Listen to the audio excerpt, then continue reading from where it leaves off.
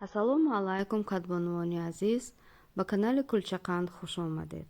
тарзи таҳияи лула кабоб: 600 грамм гӯшти чархшуда, 3-4 дона сирпиёз, 1 пиёзи рандашуда, тухми гаштниш, зарчӯба, мурч, филфил, 1 қошуқча намак, 3 қошуқ равғани растанӣ,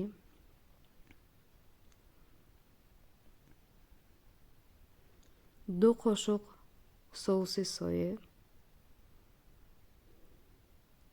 3-4 қошуқ сухарӣ.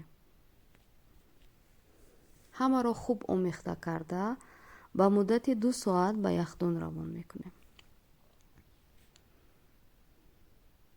баъдан аз гӯштҳо лула месозем ё гӯштҳоро ба шакли лула медарорем. ба тоба равған мемолем, ба он 2 чапотӣ мемонем. Чапотиҳоро ҳам пушту пеш равған мемолем ва лулаҳоро мечинем. онро ба муддати 20 дақиқа ба тафтун равон мекунем. то он замон аз сабзавоти тару тоза хӯриш тайёр мекунем.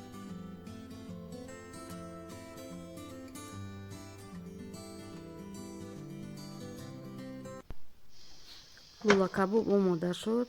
онро бо биринҷ ва сабзавоти тару тоза пешкаш мекунем.